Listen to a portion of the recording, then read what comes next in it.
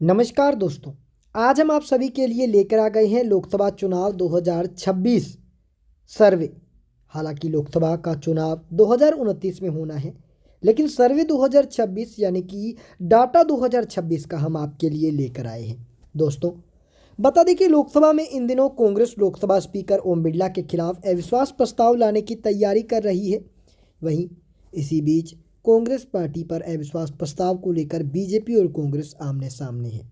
ऐसे में दोस्तों आपको बता दें, आज हम सर्वे लेकर आए हैं 543 विधानसभा, राज्यसभा और लोकसभा चुनावों का, लोकसभा सीटों का कि आखिरकार 543 राज्यसभा लोकसभा की सीटों में किसकी बनेगी सरकार, कौन बनेगा देश का अगला प्रधानमंत्री।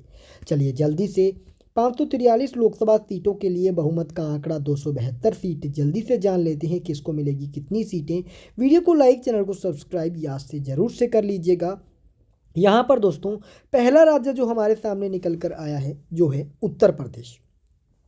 उत्तर प्रदेश के अंदर 80 लोकसभा की सीटें हैं। 80 सीटों के अंदर से 40 लोकसभा की सीटें एनडीए को, 38 लोकसभा की सीटें कांग्रेस गठबंधन यानी कि समाजवादी पार्टी कांग्रेस को और 2 सीटें अन्य के खाते में जा सकती हैं। वहीं हम बात करते हैं अगर दोस्तों अगले राज्य की, अगला राज्य महाराष्ट्र है, जहां कांग्रेस पार्टी ने बहुत अच्छा प्रदर्शन किया था। बीजेपी को पिछली बार बहुत बड़ा झटका लगा है।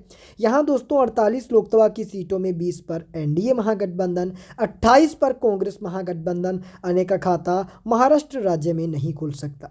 वहीं हम बात कर लेते हैं आंध्र प्रदेश की। आंध्र प्रदेश राज्य की 25 लोकसभा की सीटों की हम बात कर रहे हैं, जिसमें 12 सीटों के करीब एनडीए, 13 पर अन्य हासिल कर सकता है। वही बात पश्चिम बंगाल की करें, 42 सीटों की। पश्चिम बंगाल की 42 सीटों में 10 सीटों पर एनडीए महागठबंधन, 32 सीटों पर कांग्रेस महागठबंधन जीत हासिल करेगा, अन्य का खाता नहीं खुलेगा। यानी कि पश्चिम बंगाल के अंदर जो कांग्रेस है वो बहुत अधिक यहाँ पर रोमांचक करने वाली है, बहुत अच्छा प्रदर्शन करने वाली है। वहीं हम बात बिहार की कर लें 40 विधानसभा सीटों की।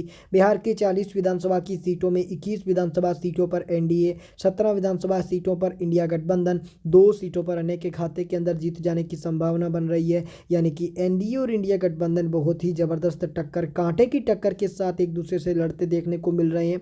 वहीं हम बात करते हैं अब दोस्तों तमिलनाडु की 39 सीटों की। यानी कि तमिलनाडु जहां डीएमके बहुत मजबूत है कांग्रेस के साथ, जैसा कि आप सभी स्क्रीन पर भी देख रहे हैं, इंडिया गठबंधन को 35 लोकसभा की सीट मिल सकती है। मात्र 4 सीटों पर एनडीए महागठबंधन अटक सकता है। बात अन्य की जाए तो अन्य का खाता यहां पर खुलता देखने को नहीं मिलने वाला।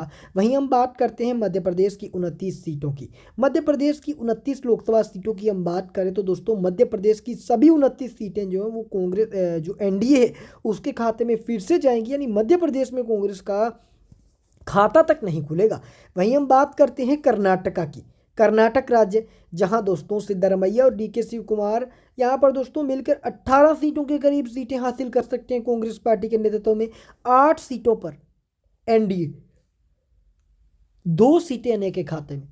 वहीं बात गुजरात की करें, नरेंद्र मोदी का गढ़ गुजरात, जहां कांग्रेस ने 2024 के चुनावों में 1 सीट हासिल की थी, लेकिन 26 यानी कि वर्तमान में फिर से एनडीए को 26 की 26 सीटें मिल रही। बात राजस्थान की करें, जहां कांग्रेस यहां पर काफ़ी अधिक मजबूत स्थिति के अंदर है। इंडिया गठबंधन को जहां 13 सीटों के करीब सीटें मिलने का अनुमान है, तो एनडीए को 12 सीट मिल सकती है। अगर बात अन्य की जाए तो अन्य का खाता नहीं खुलने वाला। वहीं बात करते हैं उड़ीसा की 21 सीटों की, तो दोस्तों उड़ीसा राज्य की 21 सीटों में 12 सीटों पर एनडीए, जिसकी सरकार वर्तमान के अंदर उड़ीसा में एनडीए की ही है। वहीं बात कांग्रेस की जाए तो 3 सीटें और 6 सीटें नवीन पटनायक की पार्टी बीजेडी के खाते में जा सकती हैं। अगर बात करते हैं दोस्तों केरल की 20 सीटों की, तो दोस्तों केरल की 20 विधानसभा की सीटों में इंडिया गठबंधन सभी की सभी 20 सीटें हासिल कर सकता है। बात अगर अन्य की जाए तो अन्य का खाता नहीं खुलेगा। और यहाँ पर दोस्तों थोड़ा सा ग्लिच अन्य के अंदर आ गया है, 6 नहीं बल्कि 0 ही सीटें मान करके चलिए। अगर बात करते हैं दोस्तों यहाँ पर अगले राज्य की, तो अगला राज्य निकल कर तेलंगाना आ रहा है। तेलंगाना राज्य 17 सीटें आती है, 6 सीटें करीब करीब एनडीए के खाते में, तो 11 सीटें इंडिया गठबंधन के खाते के अंदर भी जाने की संभावना बन रही है तेलंगाना में। अगर हम बात करते हैं असम की 14 विधानसभा सीटों की, तो असम की 14 सीटों में 10 सीटों पर एनडीए, 4 सीटों पर इंडिया गठबंधन, अन्य के खाते में 0 सीट जा सकती है। यानी कि एनडीए और इंडिया गठबंधन में बहुत ही जबरदस्त टक्कर असम राज्य में देखने को मिल रही है। वहीं बात करते हैं झारखंड की 14 विधानसभा सीटों की, तो 12 सीटों पर एनडीए महागठबंधन, यानी झारखंड में एनडीए मजबूत है, इंडिया गठबंधन मात्र 2 सीटों पर सिमट सकता है। बात अन्य की जाए तो अन्य के खाते के अंदर 0 सीट जाने की संभावना बन रही है। अगर हम बात करते हैं पंजाब राज्य की, पंजाब में बीजेपी का अस्तित्व नहीं है, अकाली दल के साथ मिलकर बीजेपी 3 सीटें हासिल कर सकती है। अगर बात इंडिया गठबंधन की करें, जिसमें आम आदमी पार्टी कांग्रेस दोनों आ जाती हैं, तो लगभग 10 सीटों के करीब सीटें मिलने का अनुमान बताया जा रहा है। अगर हम बात करते हैं दोस्तों अगले राज्य की, तो अगला राज्य निकलकर हमारे सामने आ रहा है छत्तीसगढ़। छत्तीसगढ़ में 11 सीटें आती हैं और दोस्तों 11 सीटों के अंदर से एनडीए को 11 की 11 सीटें मिल सकती हैं। बात अगर इंडिया गठबंधन की करें तो इंडिया गठबंधन को 0 और अन्य को 0 सीटें। बात हरियाणा की करें 10 सीटों की, हरियाणा के अंदर 10 सीटें हैं दोस्तों, 6 सीटों पर एनडीए गठबंधन, 4 सीटों पर इंडिया गठबंधन, अन्य के खाते के अंदर 0 सीटें जाने की संभावना बन रही है। अगर हम बात करते हैं दोस्तों अगले राज्य की, अगला राज्य निकल कर आ रहा है दोस्तों दिल्ली। दिल्ली के अंदर केंद्र शासित प्रदेश भी है, तो 6 सीटें आती हैं, 7 सीटें आती हैं, 4 सीटों पर एनडीए, 3 सीटें इंडिया गठबंधन। बात जम्मू कश्मीर की करें, जम्मू कश्मीर में 6 सीटें आती हैं, 4 सीटों पर एनडीए और 2 सीटें इंडिया गठबंधन के खाते में जाएगी। यानी जम्मू कश्मीर केंद्र शासित प्रदेशों में काफ़ी अच्छा प्रदर्शन इंडिया गठबंधन एनडीए गठबंधन में टक्कर रहेगी। बात उत्तराखंड की 5 सीटों की करें, सभी 5 सीटें एनडीए।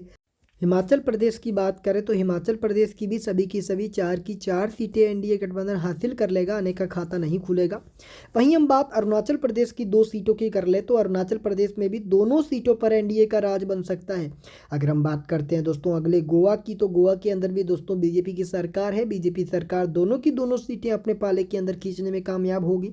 बात मणिपुर की करें, यहाँ पर बीजेपी को 1 सीट का नुकसान हो सकता है, मणिपुर में 1 सीट एनडीए तो 1 सीट इंडिया गठबंधन। अगर बात करते हैं दोस्तों त्रिपुरा की 2 सीटों की, तो दोस्तों त्रिपुरा में 2 की 2 सीटें एनडीए के खाते में जा सकती हैं। वहीं हम बात करते हैं मेघालय की 2 सीटों की, तो दोस्तों दोनों सीटें यहाँ पर दोस्तों एनडीए के खाते के अंदर मेघालय के अंदर जा सकती हैं।